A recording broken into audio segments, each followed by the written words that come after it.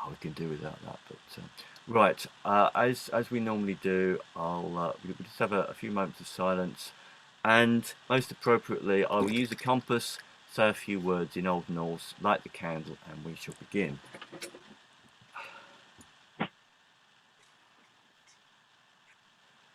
Jag spigar gallar, helga kindir, meri och minni mörker hemdallar.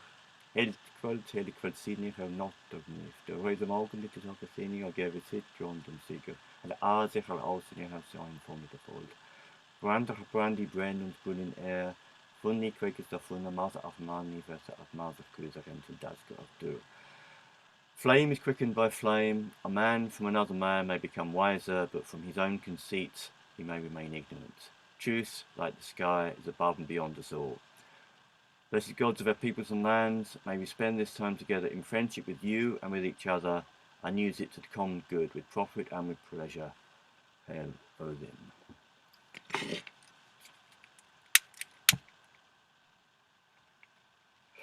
Right. I think it may be a test of whether a thing is real or not, whether it is a scalar or proportionate phenomenon and can be represented in graphical form. It's striking how the simple plotting of two variables can transform the understanding of a subject. In astronomy, the plotting of a star's luminosity against its temperature or its colour against its absolute magnitude, as in the famous Hertzsprung-Russell diagram, led to a transformation in the understanding of how a star evolves and what implications can be derived from observational data. I think in a similar way, it's a benefit to consider identities by plotting different variables on a map, which is at the core of André's idea of Nordlandia. If one superimposes, and one can do this mentally, 4 maps of Europe that show first the distribution of the Germanic languages, secondly, the original spread of Protestantism, thirdly, the cities of the Hanseatic League, if one is familiar with them, and fourthly, the frequency of light, eye, and hair colour. There's a sort of a circular convergence around the Baltic with the island of Gotland off the southern coast of Sweden as a possible centre, though it's not a causal centre in the way that Rome might be for a similar plotting of a Romance Latinate identity. Geography, language, religion, race and economy seem to be the basic components of identity that these maps intersect and provide some kind of composite picture of. To these 4, one might add a map that attempted to chart pre-Christian Germanic religion, perhaps using runic inscriptions as a marker, or hierophonic place names that seem to derive from the Germanic pantheon. Other maps that might be used, could say something about music or possibly sport, which is culturally not an unimportant phenomenon. One that would definitely confirm a distinct Northern European identity would be a map of the origins of the winners of all the competitions in the World's Strongest Man, which is extraordinarily dominated in Northern Europe. I don't know that anyone speaking any other language family has just come close, but anyway. And it'd be good to see one maybe that charted football prowess, but which I don't know what that would imply at all. But with that, anyway, that would be for another Moot. With that introduction, I warmly invite André, whom I've known for about 30 years, extraordinarily, to address us on this important subject. André, please. Okay. No. I'll make you co-host. I'll make you yes. make you co-host. Sorry, I should have done that. The question is now to find my presentation. Yeah, I'll make co-host. Greetings, Meron. Good to have you here. No.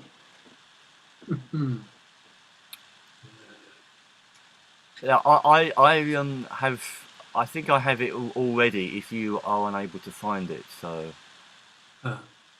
I have it good. here.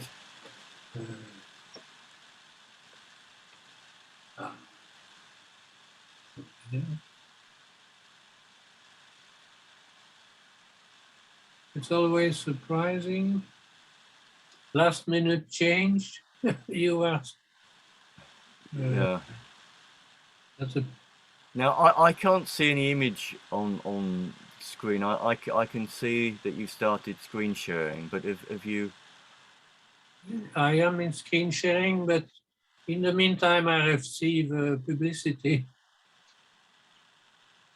I will restart it. okay.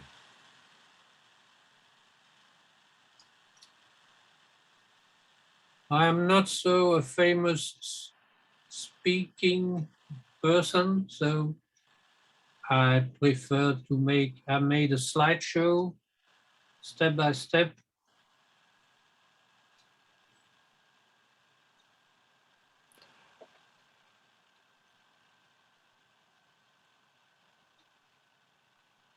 How's it going? Are you finding it, or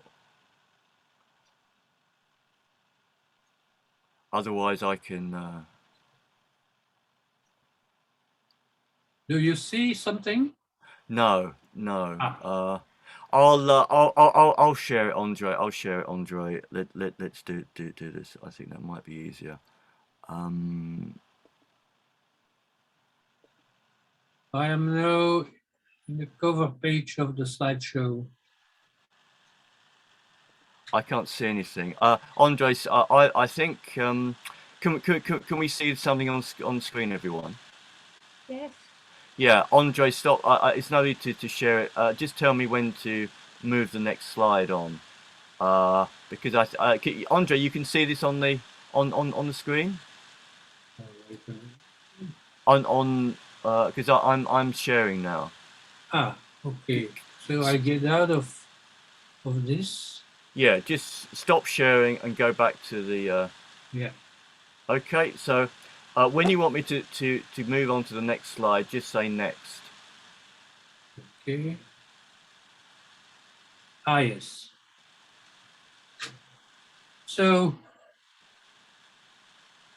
you will see that I speak a lot about the Navy because, of course, it's about North and Baltic Sea.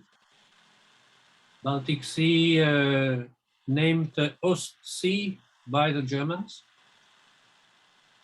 And it's not only historical, it's also cultural.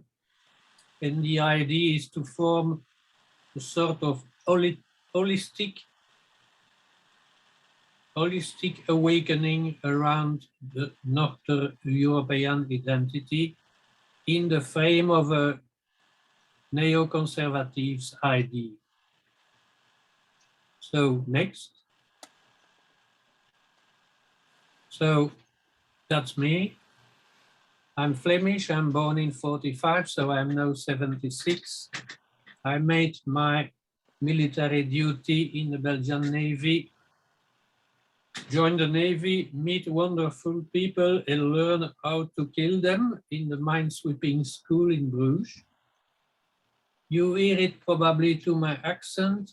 Flemish people of my generation were practically obliged to study in French. It's changed a lot in the meantime, but that was my past. And due to this knowledge of French, I've been in contact with the French New Right. The French Nouvelle Droite is not to mix with the American New Right. There is a difference. The French Nouvelle Droite is more pagan, while the New Right in America is more Catholic, enfin, Christian. Nevertheless, I was searching for a wider context that the small Flanders of 6.5 million folks, and I found it in the spirit of the Hanseatic League, that was active from 12th to 17th century. But more interesting for me, in Holland, in the Netherlands, in 1980, they decided to restart the idea of Hanseatic League. It was covering, in the meantime and again, whole Northern Europe with headquarters in London, Bruges, Bergen, Lübeck, and Novgorod in Russia. And that's why I've chosen the name Nordlandia to define this space in my writing. So next. I've been young vaccinated against communism by observing my brother that was a child of May 68. So he has been pro-Moscow communist during 10 years. Then it was finished. It was Mao Zedong and China. And after that, he died relatively young, but his friends were promoting Albania, and the whole thing appeared to be an enormous bullshit. And that's why I turned my eyes on the right side. I've been elected in the town hall by a Flemish separatist party named Vlaams Belang. Maybe did I heritate from my three mothers' cousin the fact that I resigned from Baptism and from Catholic Church. I've never been influenced directly by those people, but it's by making my own family tree that I found that I had already Achille, Virgil, and Ulysse in my family. So I prefer to think that gods are simply the nature, as Spinoza said. But I believe anyway in the need of rooted social and cultural tradition. Next.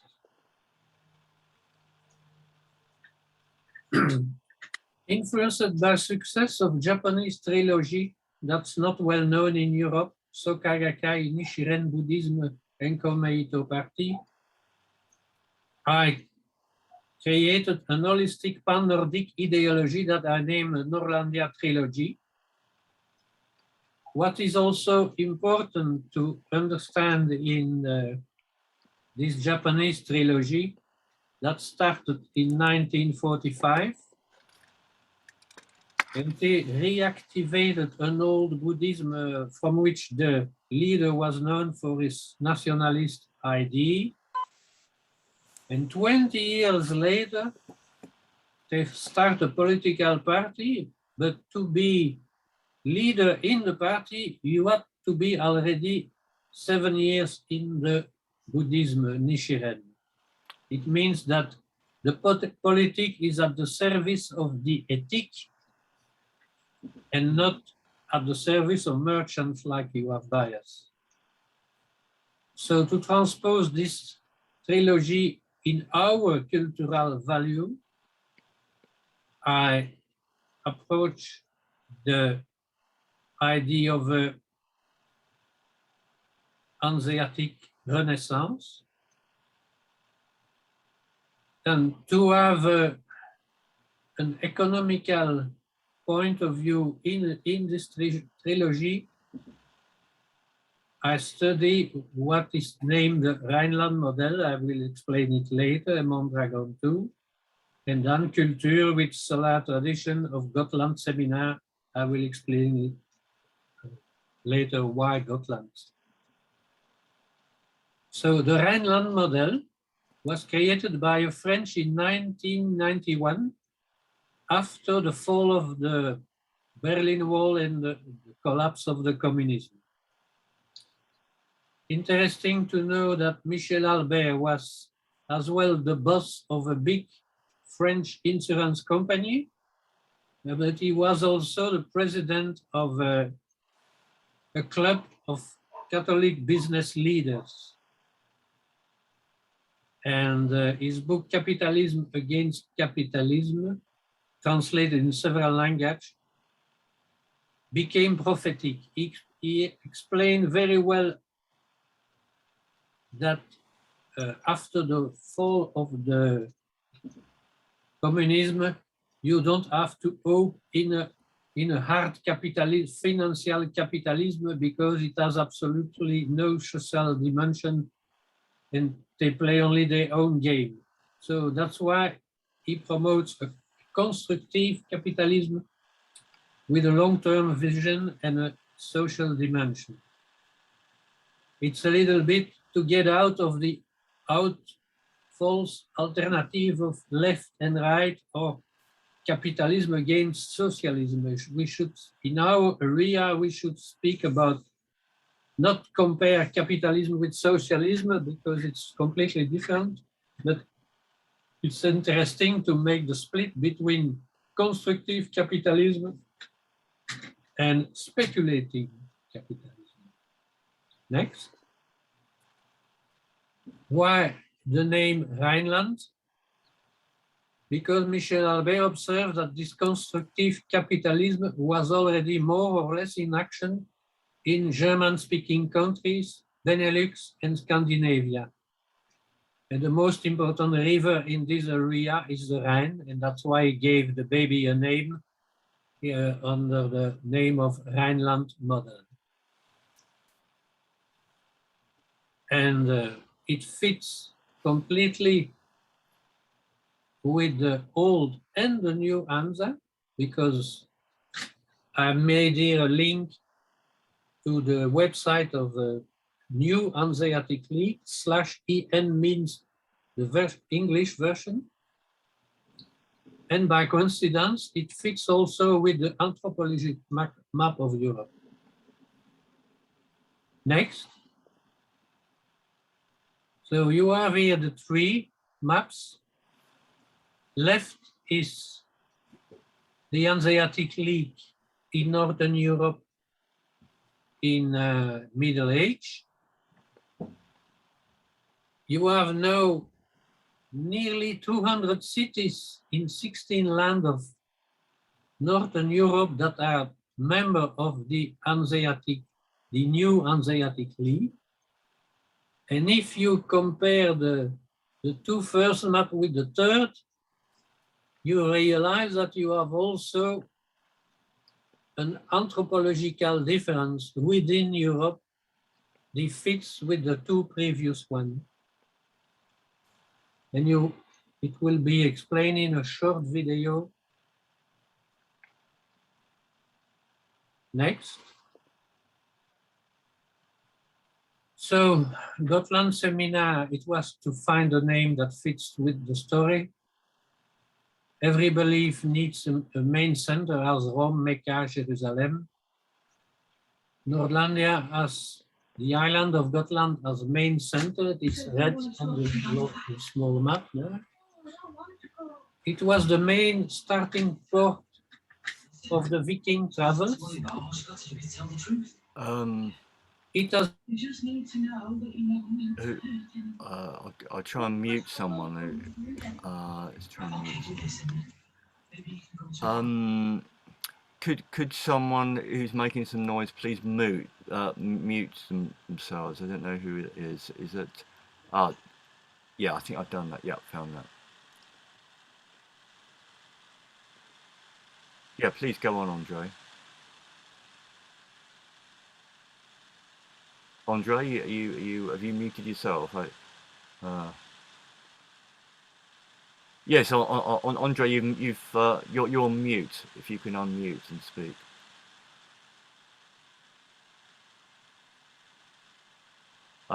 Go to the bottom left hand of your screen, and there's a red image of a microphone with a line through it. Just click on that. That's voilà. Okay, you hear me again? Yeah. So Gotland seminar, because every belief needs a main center as Rome, Mecca, Jerusalem for the other monotheists, while we are polytheists. Nordlandia has in its center the island of Gotland, also a nice symbolic name for a central point of a vision. Yeah. It was the main starting point of the Viking travels, and also the main transshipping of goods in the time of the Hanseatic League. It was the founding place of the old Hanseatic League, and life started there about 7,000 years ago. So note that the main offices of old Hanseatic League started in Viking trading points. The continuity is evident between Vikings and the old Hanseatic League. You can go to the next. Right. Yeah. Now we have a problem because the left image should be a short A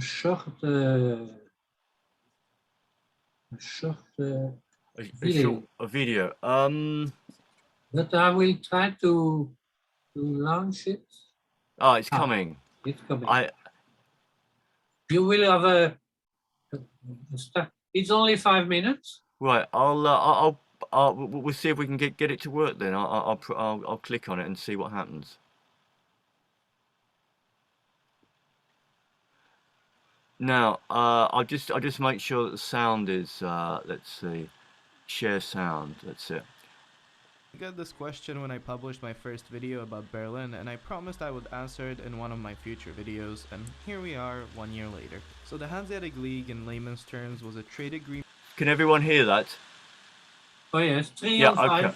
Right. Okay. Of the Northern European Baltic trading cities. However, it's not that simple. To go all the way to the start of the Hanseatic League, we have to talk about the Vikings. And no, I'm not talking about the lovey-dovey Vikings that came to an area, saw women were beautiful, the land was prosperous, and decided to stay. No, I'm talking about the good old Vikings that raided and pillaged the cities and the trading of the Baltic and the northern seas. This, as you would imagine, made the northern trade routes very impoverished and insignificant for trade. However, the Viking raid stopped around the middle of the 11th century, and the trade in the northern Baltic seas started to pick up. With this increased wealth in the area, the first to take advantage of this were German merchants who started to migrate along the Baltic and northern seas, establishing small guilds and trading towns. Some of these trading towns still exist to this day, like Visby in Gotland, or Riga in Latvia, or even Berlin. The formation of guilds during the 11th and 12th century was nothing new in Western Europe, as various guilds started to pop up all around medieval Europe. The guilds formed to protect the blacksmiths or jewelers or barrel makers by creating common market through setting of minimum prices and certain production standards for the product the guild made. The early German trade guilds in these Baltic towns did just the same, however not with products but with trade, markets and tariffs. It wasn't until the Hanseatic League, although still not officially called the Hanseatic League at this point, started to form in Lübeck during the 13th century that the guilds started to form into a much larger league encompassing wider areas of the Baltic and German trading towns. With this ever-enlarging league of trading guilds, many more towns around the northern and Baltic seas started to be settled by mostly German merchants. In the simplest of terms, how the settlement worked in already established towns is that merchants will show up, and after examining the trading value of the goods in the area and the viability of trade routes from the main city in the area, they would decide whether to form a sort of settlement or not. If they did, they would try to get permission from the local ruler to set up merchant settlement outside of the city walls, although on some occasion also inside. The local rulers usually agreed to this as they knew that the merchant guilds could bring a lot of revenue to the area, which was very true as cities like Danzig and Novgorod became influential trading hubs exactly because of these trading posts. After the setup of these guild settlements in various trading cities or towns, the never-ending battle between the guilds and the rulers ensued, with guilds always trying to get more privileges and lower taxes, and rulers always trying to resist it. This is one of the reasons why the Hanseatic League formed in the first place, as to protect and promote the privileges of guild merchants with the local rulers in the various trade posts and create a sort of early Schengen area of free trade for the merchant cities. The formation of the Hanseatic League itself is usually credited to the emergence of Lübeck as a trading hub for the outgoing and ingoing shipping in the Baltic Sea, and also its Danes control of much of the fishing in the area. Later in the 13th century, Lübeck formed a partnership with first Hamburg and then Cologne, Lunenburg, etc. And this league managed to get some very lucrative trading privileges in the HRE and also London. And even though we could call this league the Hanseatic League at this point, it wasn't technically officially called the Hanseatic League before the year 1356. The Hanseatic League during the next 3 centuries dominated the trade in Northern Europe, fighting numerous trade posts and inaugurating into its ranks many new towns, cities, merchants. The Hanseatic League charged taxes, levied armies, protected cities, and held meetings with all its members. To a certain extent, you could say it acted like its own country, formed by only trading posts and cities along the Northern and Baltic seas. All Hanseatic League merchants, whether living in Britain, Scandinavia, or Russia, abide by German laws and were largely exempt from many of the taxes set on the people in those areas. It is important to understand that the Hanseatic League, continuing into the 14th and 15th century, was a league of merchant guilds around Northern Europe, and even though the Hanseatic League was very much so unique, it still was just as any other trade league, set up on very complicated trade agreements between each guild, trading hub, kingdom, duchy, HRE, free city, and way too much complicated economic history we don't have time to get into. Every tax exemption, trade agreement, German law, etc. has a ton of asterisks attached next to them because it all varied between cities, kingdoms, and trading hubs, and was all governed by the Hanseatic League entity. The Hanseatic League started to fall into decline around the 16th century as the emergence of the Swedish Empire and Prussia in the area started to take control of the trade in the Baltic Sea. Plus, the emergence of nationalism created shifting goals for cities in the Hanseatic League, and many cities started to put the issues of their state before the league. Largest hit to the league, however, was the emergence of state-sponsored trading companies that formed during the exploration age, and the heightening power of the Dutch and British merchants in the Baltic Sea. Slowly, many of the cities left the Hanseatic League, and the only ones that stayed all the way till the German reunification in 1862 were Lübeck, Hamburg, and Bremen. And that's where I will conclude talking about the Hanseatic League. I hope that wasn't too confusing to understand, as I had to gloss over a lot of things, but honestly, the Hanseatic League just on its own is very complicated, and that's why it is still studied today by economists to understand how it worked and maybe use what they learned in today's modern markets. Good, thanks. So that's finished. You can. Right. So, by the way, this I choose to show this video because it's a good, clear, short one. But if you see on the screen, I wrote here good long video, and you have an address on YouTube. I suggest strongly to watch this good long video. It's a conference given on a boat making around in the Baltic Sea, and it's very interesting. And the source of operation of our logo of Gotland Seminar is a runic stone from the island of Gotland named the Ablickbo stone, and you see I just turn it from 45 degrees, and I write here again, life is already present since 7,000 years, because the year 2000 is only a convention on the island of Gotland. It was the starting point of the Viking travel and the founding place of the old Hanseatic League. Next.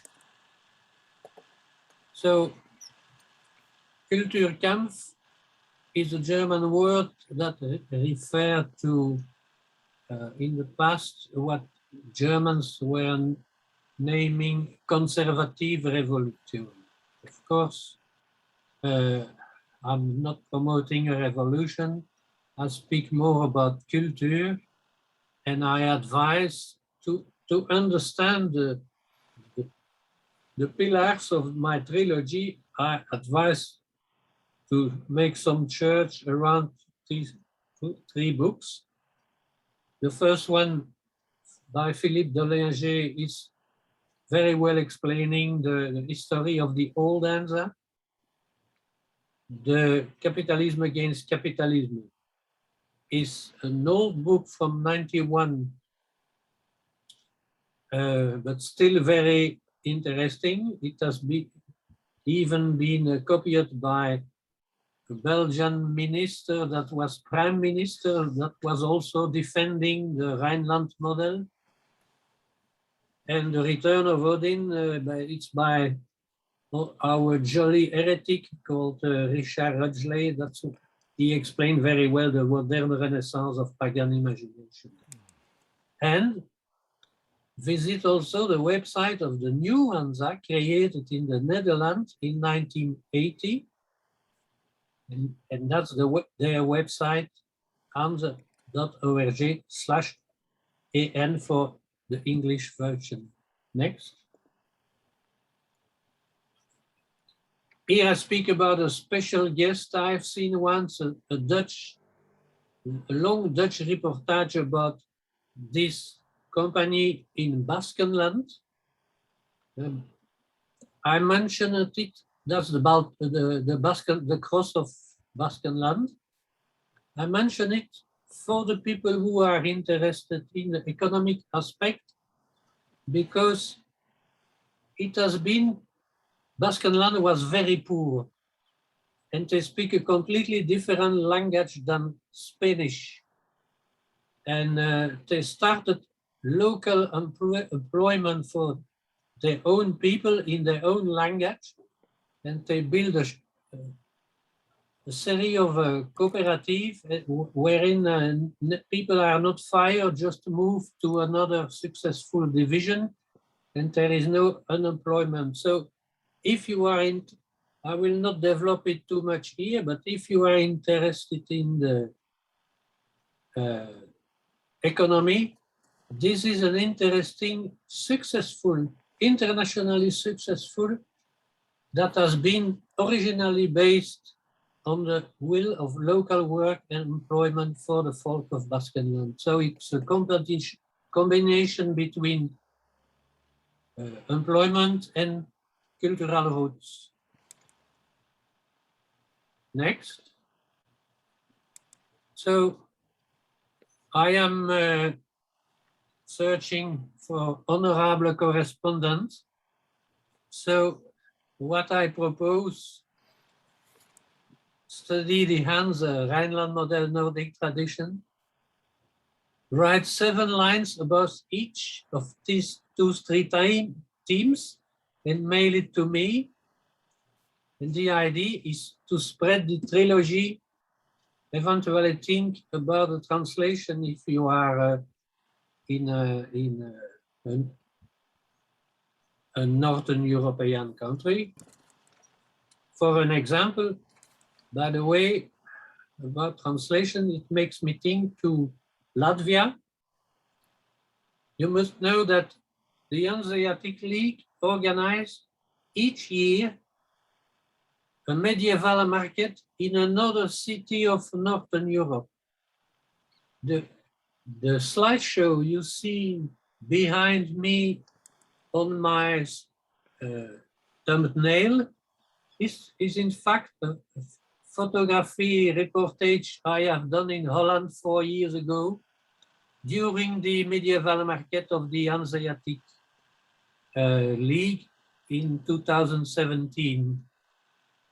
And by coincidence, this year, Hanseatic Days 2021 will start tomorrow in Riga, in Latvia.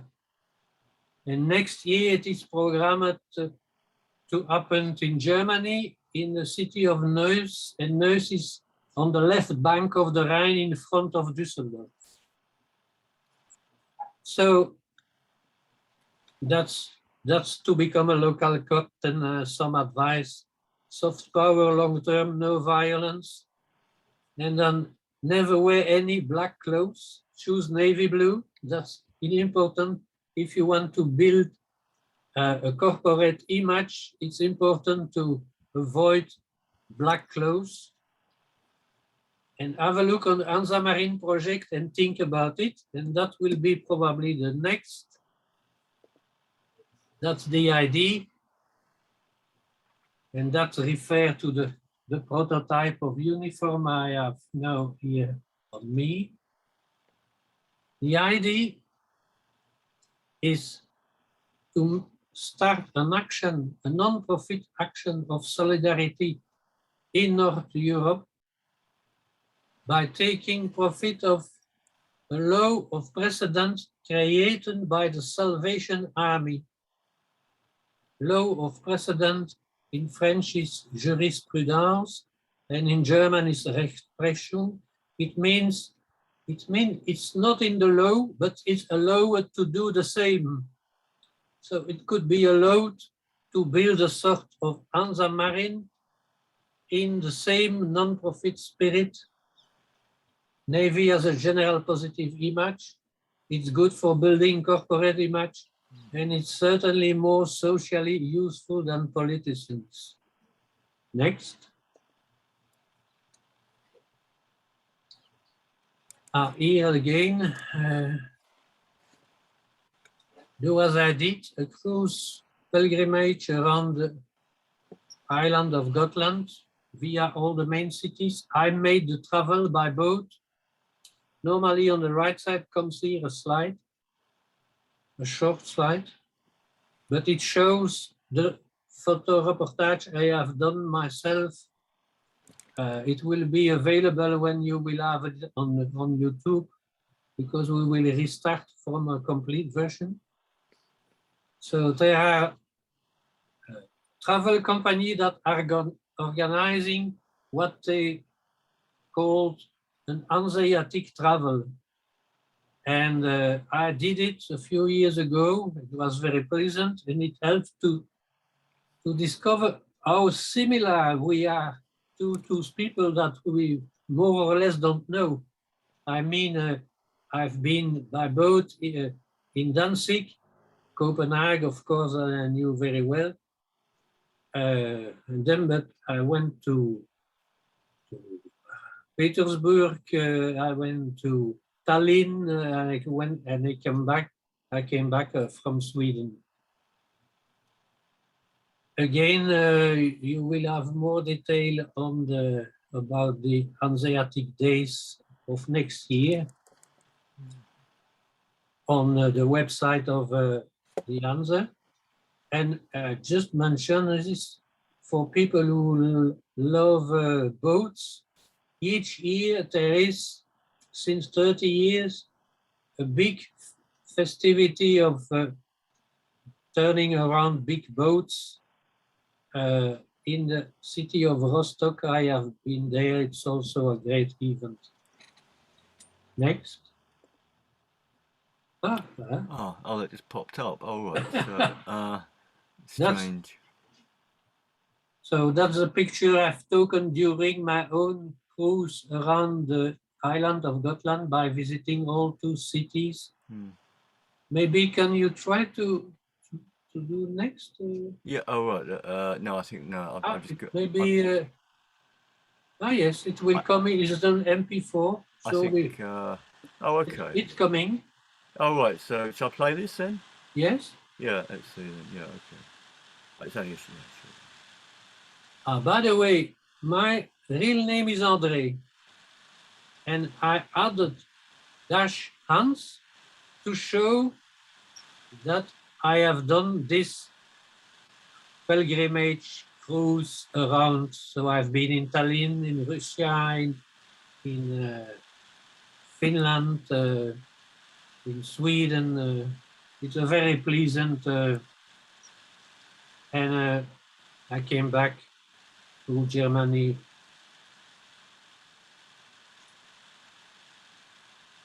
Right. Let's go back. I'll go to the next slide. Yes. Yeah. So, and know what to do. Not only follow, become proactive. Of course, I am searching. I'm 76, so I will not be eternal. So I'm searching people who are interested to spread this idea, this concept. Read the presented books and make some search on the internet. Start to think about the 3 times 7 lines of text. Work eventually in a translation in your local North European language, from Bruges to Novgorod. Visit my website, and thanks to my study in French, I also developed a website in French oriented in the people of France having non-Latin roots. I mean Bretagne, Normandy, Flanders, because there is a piece of Flanders in France too, and then Alsace and Lorraine is all the German piece of Flanders. And that's a separate website called Les Gilets Blancs. It refers op de Gilets jaunes, maar hier het ja blanc. And question and proposal, here is my website, my email address. Next. Suggestion du chef. That's a joke in France. It's what they use when you have a special dish outside the menu. So I dropped here several ideas. So suggestion du chef, that could be interesting to think about it, because it already happened in Hungary.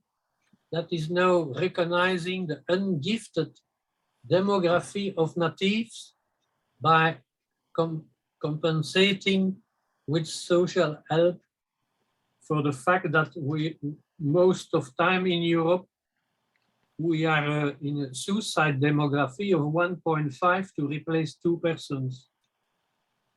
And it is used as argument by United Nations and EU to have always more and more boats coming to Europe. I'm not familiar with the EU, and I would prefer to search inspiration in EFTA. EFTA is European Free Trade Association, grouping Iceland, Norway, Switzerland, and Liechtenstein. And it's it's like the EU, with the difference that each land stay master of his own destiny and his own money. And the Visegrad group is Poland, Hungary, and another 2 there. And then that's the next line is split Europe. It's an idea that has already expressed sometimes by economists, that we have been too fast in grouping North and South Europe in one money. And the expression Club Med country, it means Portugal, Spain, France, Greece. It's an expression Club Med countries that I have read that was said by the Ministry of Finance of Holland, that was also promoting this idea. And then about massive migration, it's interesting to see that Denmark has now signed a deal with Rwanda to build refugee center in Rwanda to be used as a sort of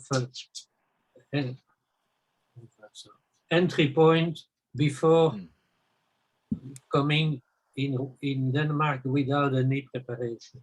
Excuse me, I can tell you from Denmark that nothing has happened. This is only on paper. Oh. Maybe. Thanks for that dispelling of illusions, Stefan. Thank you. Okay, next. Oh, well, no, well, I think we go over that now. This is archaeofuturism. Yes. Archaeofuturism, it was the theme of the previous conference. And what I have explained today is a good illustration of it. It means that you have to keep one foot. Sorry, I have to go back. I don't know whether I can go back. Oh, sorry, I don't know what I'll. So yeah, I found it. I can go back. Sorry. So I have one foot in the past with the study of the history of Hanseatic League, and I have one foot in studying what it is now the multipolar world promoted by Alexander Dugin in order to quit the bipolar world that has been created by Yalta. Then next. Yeah, that's just an idea. It's interesting to see that it can happen.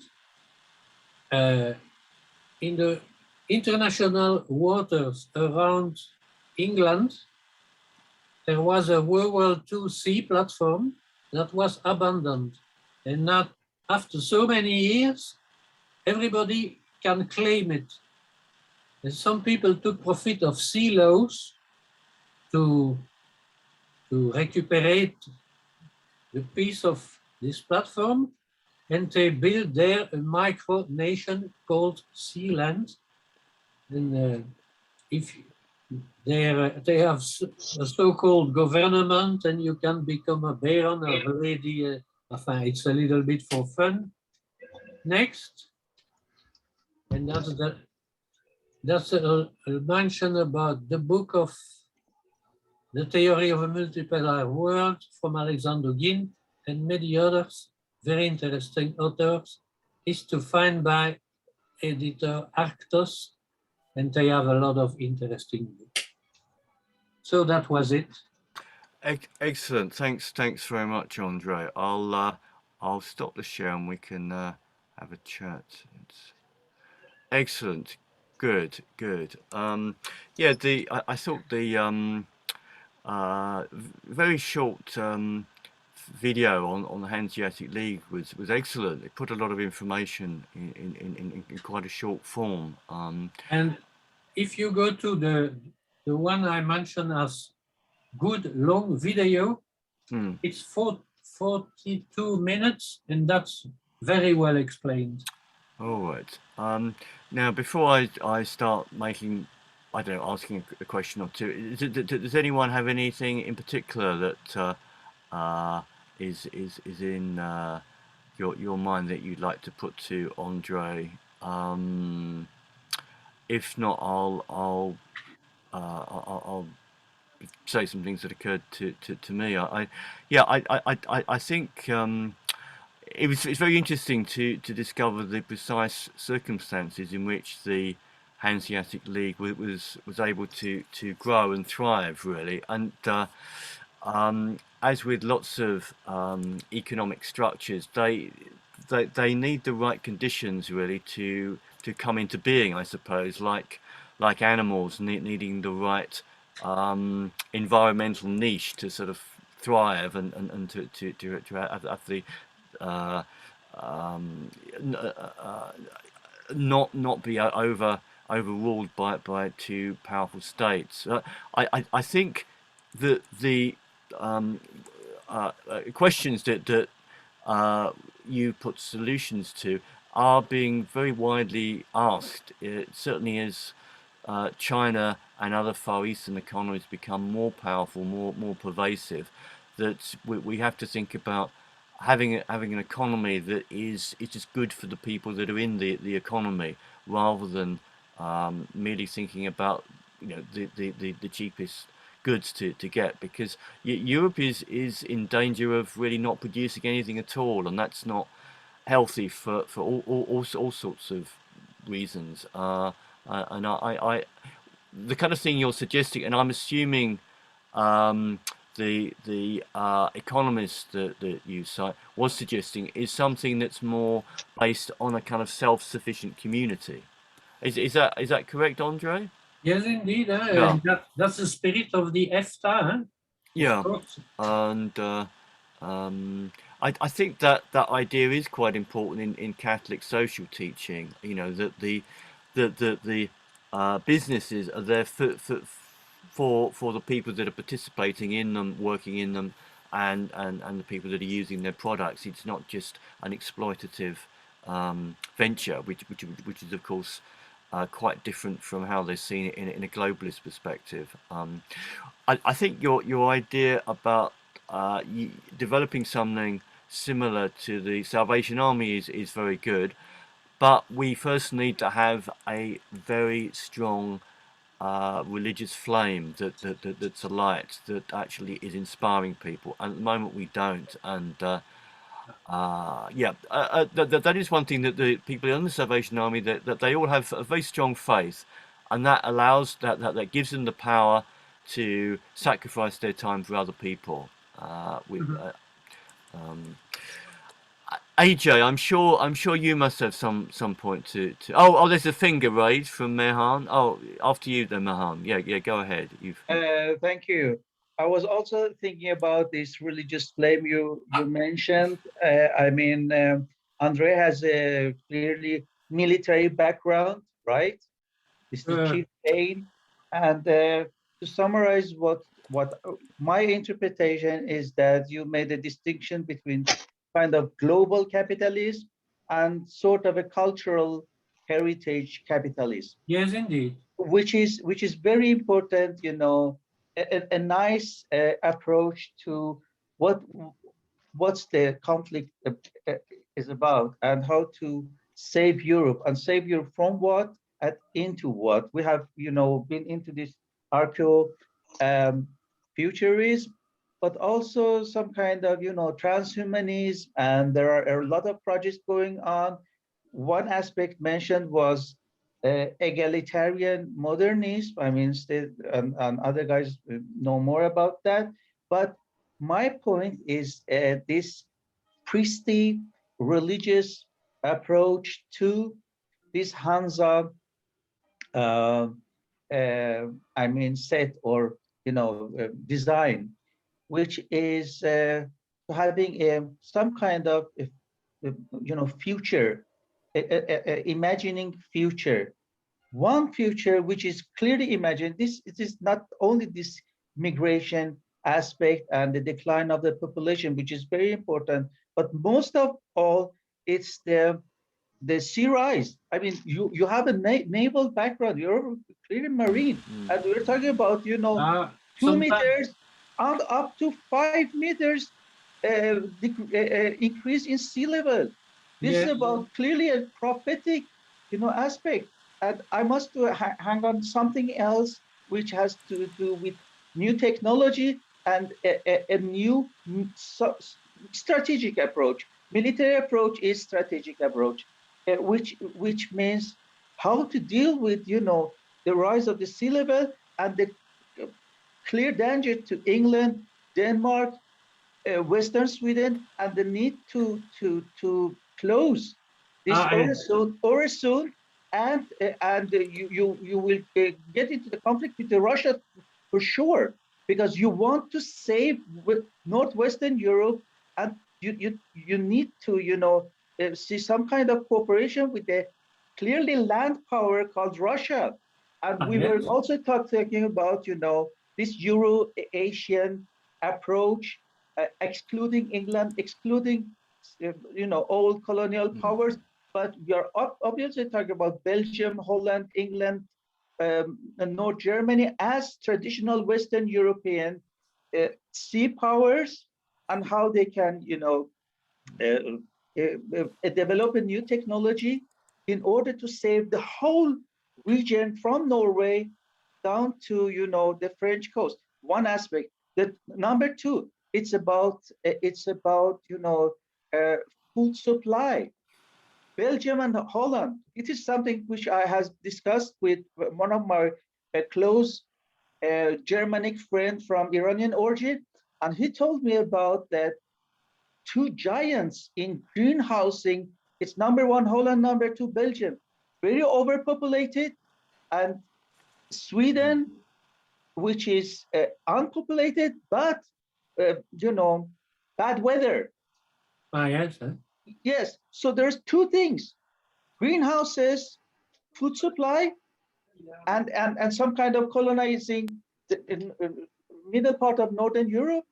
And number two, this sea level. We are talking about the rest of this century for sure. And I mean, from my priestly mindset, I would tell that, you know, some kind of priestly approach, some kind of religious approach, you know, no one, all those things. It's about survival.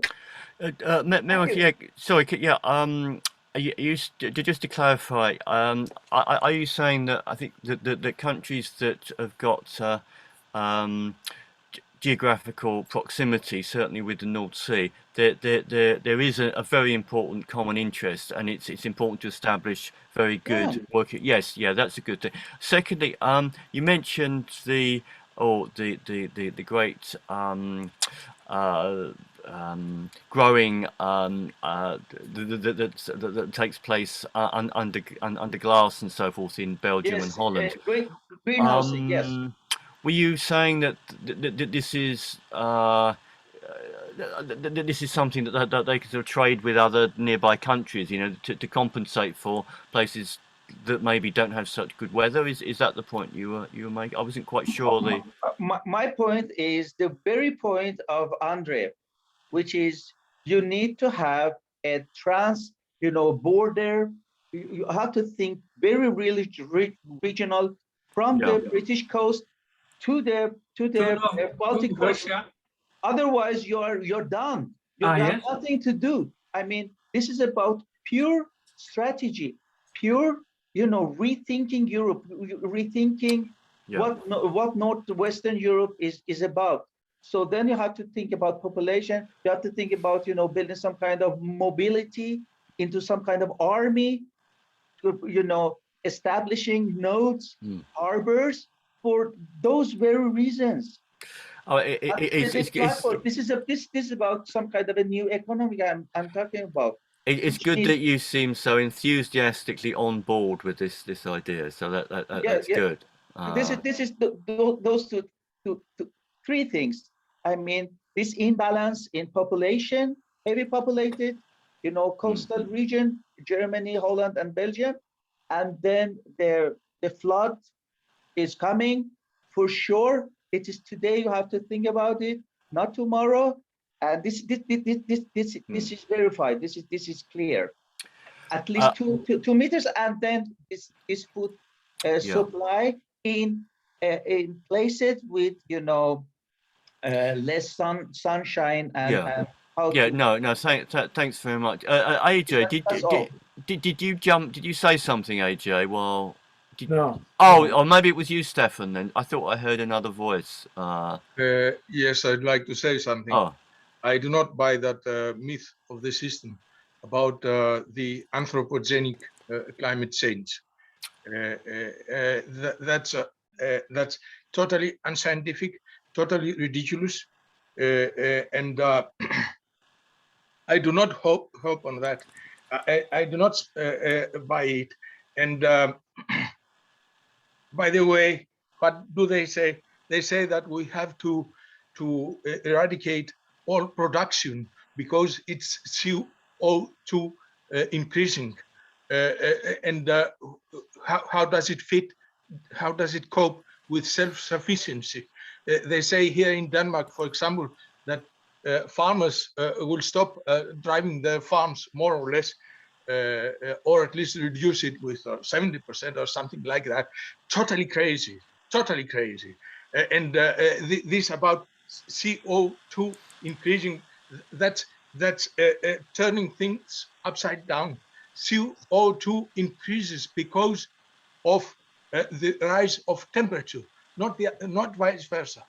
It's not CO2 increasement that causes the rise of temperature. And there are in climate, there are some cycles, and they are determined by astronomical terms, and not by the level of CO2, and certainly not. They are not anthropogenic. That's totally bullshit. This is misorientating from the system. While we disappear as a race totally, then we start to talk about other things and cultivate white guilt because it's us that has caused that, and so on and so forth. We are not thinking that we are flooded with Asiatic and African people, and we are thinking of how we shall reduce our meat. How's it called? Production. Footprint. Our footprint. Yeah. Oh, well, I mean, and it comes from World Bank, and FN. World Bank. If somebody else who is more responsible for overproduction, and who is more responsible for turning around, for importing from Latin America instead of producing in Europe, because it's so financially profitable for the banks and for the banking system, and giving footprint and CO2 footprint if they want, and now they pretend being the heroes of saving the world from what? From themselves. I cannot buy it. I understand. I can hear the passion in your voice, because I don't want to get into. I'm not qualified to give an opinion about it, but a certain story is pushed relentlessly on the media and in schools and so forth. So, however, the good thing is we will probably live long enough to see whether it's true or false. So that perhaps will give you some satisfaction. This is a big topic, perhaps for another mood. Excuse me, Steve. Yeah. My point is not, involving myself or this discussion is this dispute about this CO or CO2 emissions.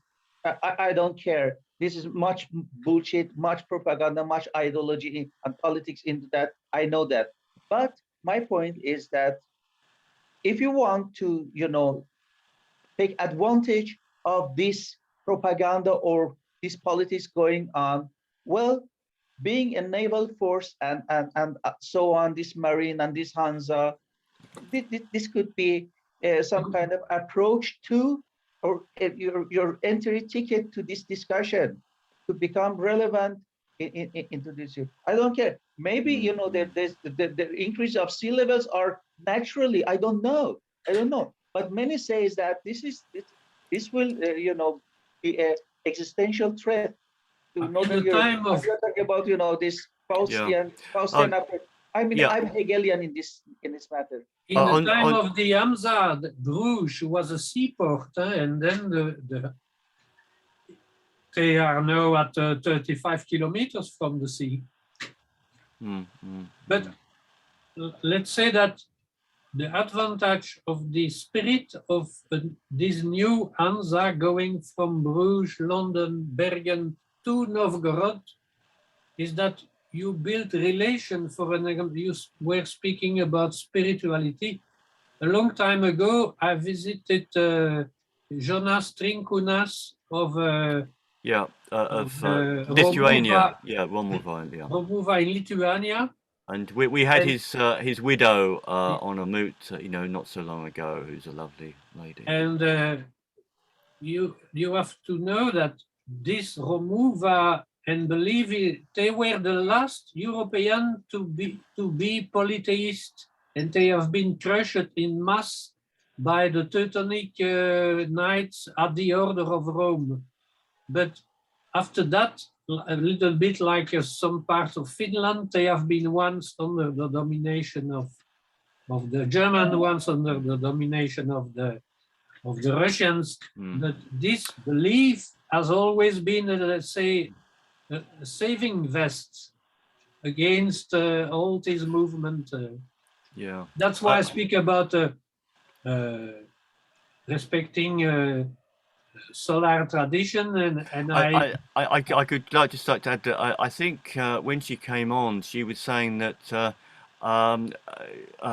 Romuva is still not officially recognized by the Lithuanian government. I think as a sort of as a religion. I mean, I don't know whether that's changed, but it was absurd. The actual government are most of time pumping money from the EU, so they close their eyes on the local realities. I don't know. But nevertheless, the idea of a Hansa Marine, it's also a way to, if you go, if you put 5 people on the street with normal clothes, it's 5 people on the street. But if you put 5 people on the street with a common uniform and a common image, it builds something different. It requires a lot of commitment for people to give up their identity and vest themselves in a uniform and a group, and that takes some achieving, I think, and that is not easy. It's not easy to do. In the slides behind me, it's token.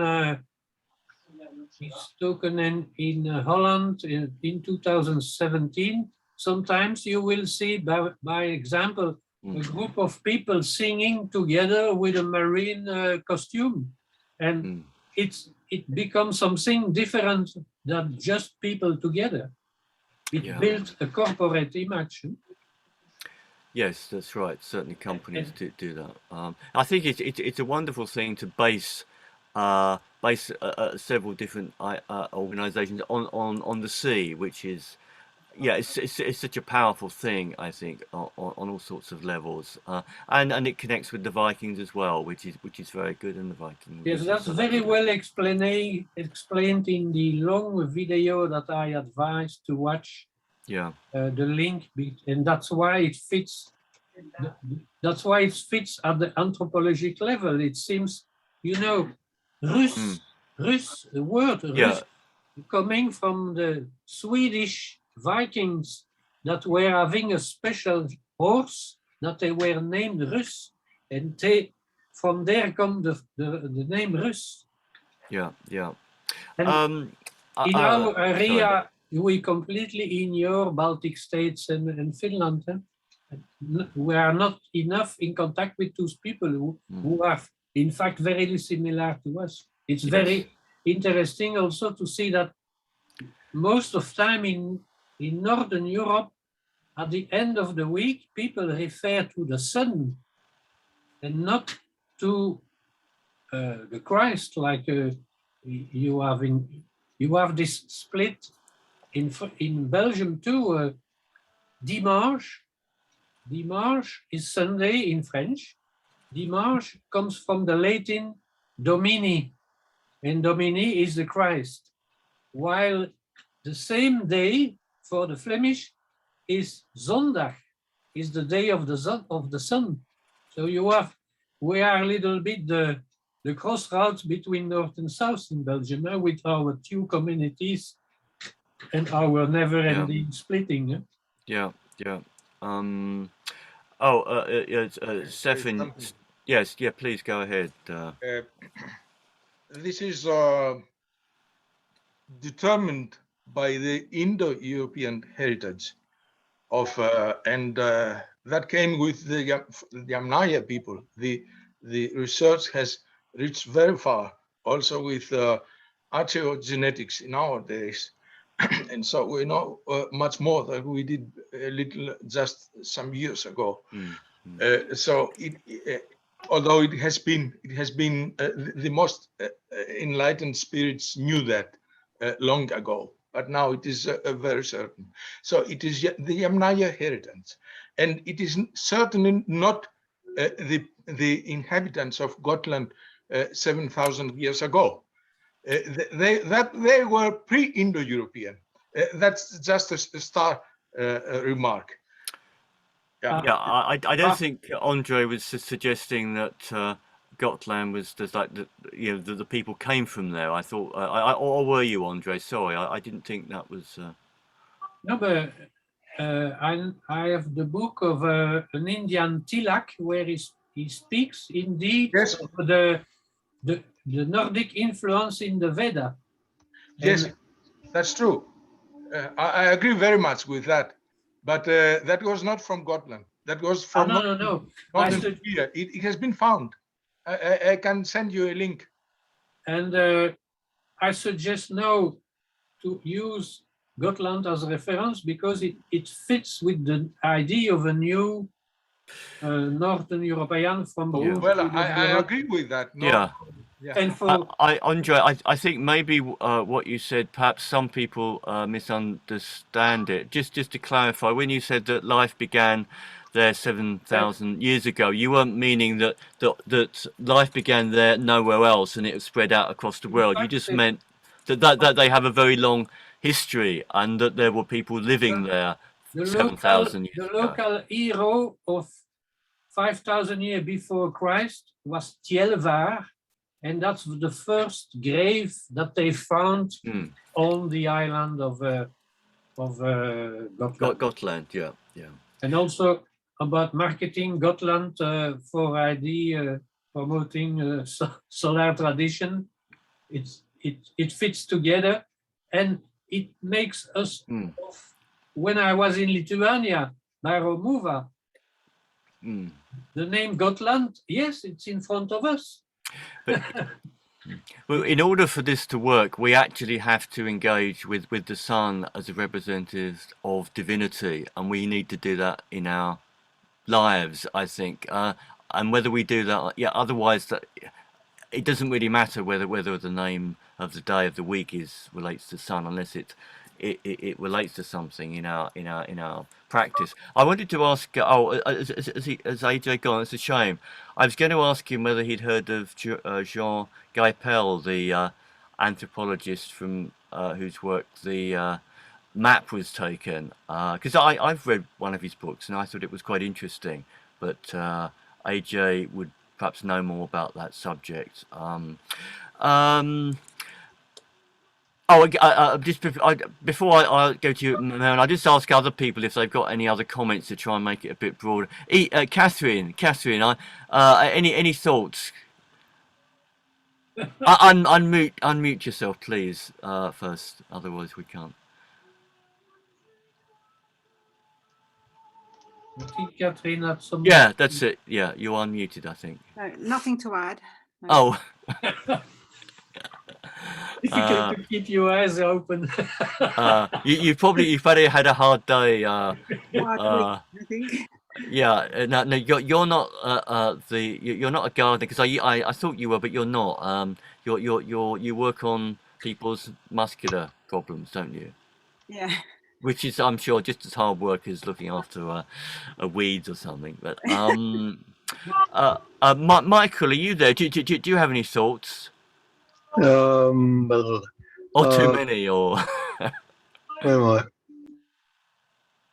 you're on no, you're not on mute anymore. Okay, all right. Yeah, I'm typing my thing out. So oh, okay. Good. I'll just finish with that. Okay, Michael.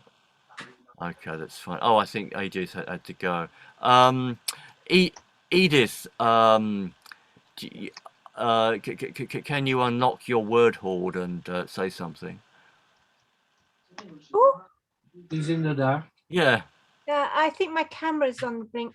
Yeah, no, I was fascinated. I used to live in King's Lynn, which actually is also a Hanseatic port. Yeah. And the council did revive. In fact, they've kept it going. The Hansa, the whole link. They have a Hansa festival every year, and a ship comes over from, I don't know, somewhere. One of those old ships. That's lovely.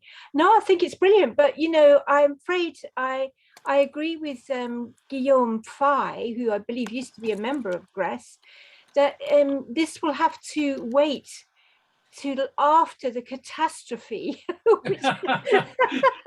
because it's too difficult to transition to a more sustainable form of trading, such as the Hanseatic League, with the present structures in place, because they're just so huge, they're blocking. So unless there's a catastrophe, I mean, what I like about Fay is, everybody thinks, oh, there's going to be a financial crash, the civilization's ending and blah, blah, blah. It's all tragedy, doom. But it's not really doom, because it's the only way that then fresh rebirth. It's like death. I mean, death is not the end. Death is going to be, that's an opportunity for rebirth. So I do think Fay was right, but it might be why he's a little bit unpopular, because he says, look, all this these wonderful ideas that we have about how the future could be are going to really have to wait until after the catastrophe, which is imminent, you know. Yeah, that's a very, very good point, Edith. We must always be without fear and move forward, because things are only problems if one looks at them like that. Often they're just opportunities, and we must be ready to allow them to transform us for the better. I think that's a good point. Alex, hello, Alex. Do you have any thoughts? You're kind of slightly nearer King's Lynn now, I think. Yeah, that's quite interesting. I can't wait. I'll go and have a look and hunt that out. I did see when he was showing the history of a short video, I saw there were 2 points there, like King's Lynn and Boston, I would be guessing. Yeah, so of course you mean the Boston in England. Yes. Which I did a couple of weeks ago. So interesting. Yeah, and I mean, I like the idea, you know, the affinity we have with all these people. And then we used to obviously be quite a significant naval power. That used to be where our strength lay in ships, the navy. So this has got all sorts of good associations, doesn't it? And the sea is such a beautiful thing because it can be deadly as well as sustaining. Yeah. I suppose also, you know, there's a sort of a certain amount of power in people just doing small things for changes. Yeah, absolutely. You know, it has an effect. So you know, we mustn't be discouraged.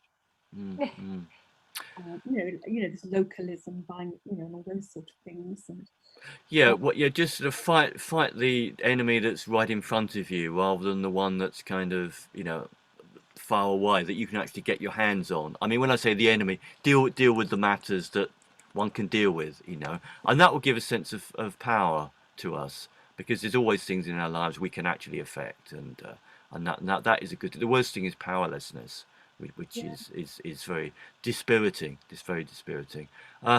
Tony, I hope that you're able to hear some of it. Do you have any thoughts? Actually, I'm doing what Michael did. I'm writing. Oh, right. Oh, excellent. I'm pleased to say that all that is preserved on the recordings, so it's not in vain. It will be. I enjoyed Andre's talk very much. He raised some very interesting points and some interesting observations, which I'm sure could enhance our own thinking in other areas. Like we're all interested in similar range of topics. Some of his observations will be of use in other perspectives that individuals might be looking at.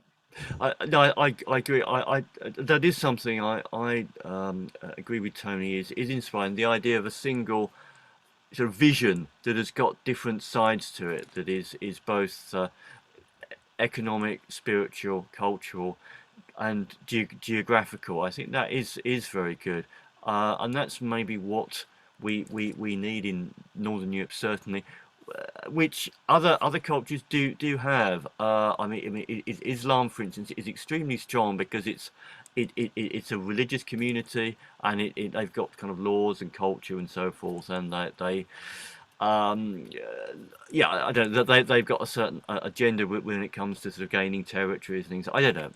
And as you say, it's good to have spiritual places that one can go to, that have got some degree of neutrality, which Gotland, I think, would have. Iceland as well, because it's quite small politically. Now, Miran, I think. Sorry. Did Iceland is a member of the new Hanseatic League. Oh, God, that's great. That's great. Right, Miran, I think you raised a finger. Yeah, I would keep it short.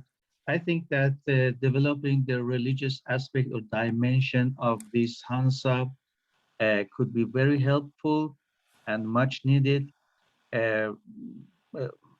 especially when focusing on Gotland and Sweden, and we had this Moot about Snorre Edda. And one point was, the religions of failure, or how to face the unknown without having any clue of what's going to happen, and just, going into this darkness without any answer. And there were not that few the key words in this fine presentation. One was Renaissance.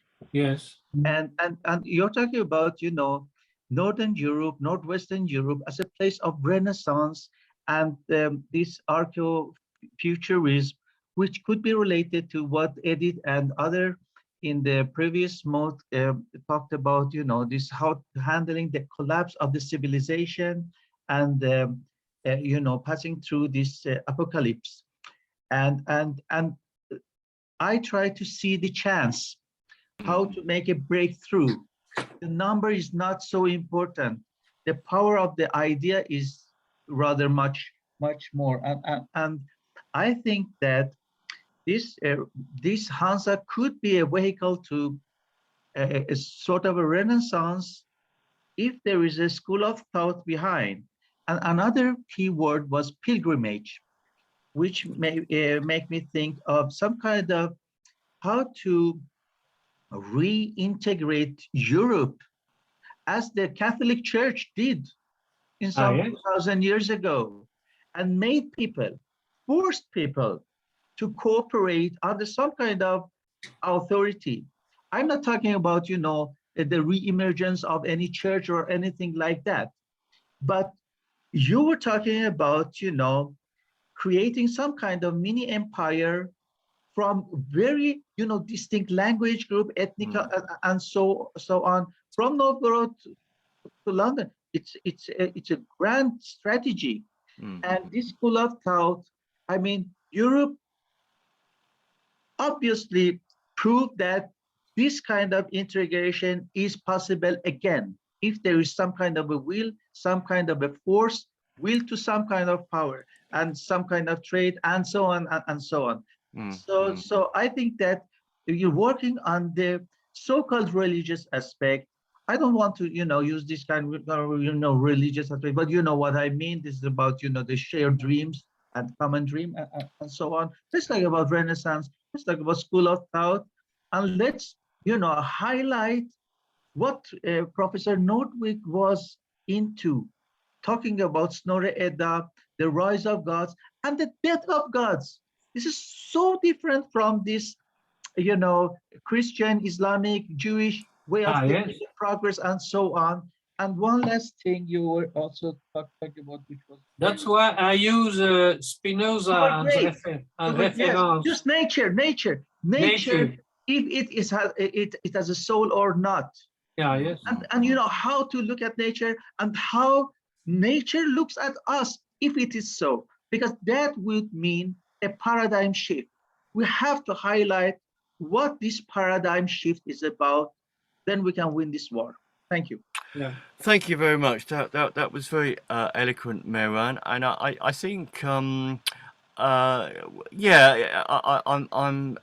we're coming to the end, and I think we're all in a fairly good mood and optimistic, and feeling sort of fearless, like Vikings about to set out on a ship, and we don't know where it's going, but we don't mind, and we will be happy in our fraternity. I think that might be quite a nice moment to end, actually, on an upbeat note. Thanks. Thanks everyone for coming. Thanks Stefan, Edith, Mehran, Catherine, Tony, Alex, Michael, and of course Andre for presenting this, and for keeping the spirit going for such a long time with this vision you have, which I think is quite a unique one that I've not heard from anyone. Now I will say a few words in Old Norse, blow out the candle, and we can say goodbye. Amautugur miskunsame azir, at kveldis galdaglöfa, konu brende, maki roinde moi givine, ise kemer, ol drukit ol not, skal kruld löfa. Blessed gods of our peoples and lands, At evening, shall one praise the day, and at night, shall one praise the evening. We're thankful for what we've profited by, and for what we found pleasure in this evening. Sigur either, sigur either, sigur os, sigur os. Frieder either, frieder either, frieder os, frieder os.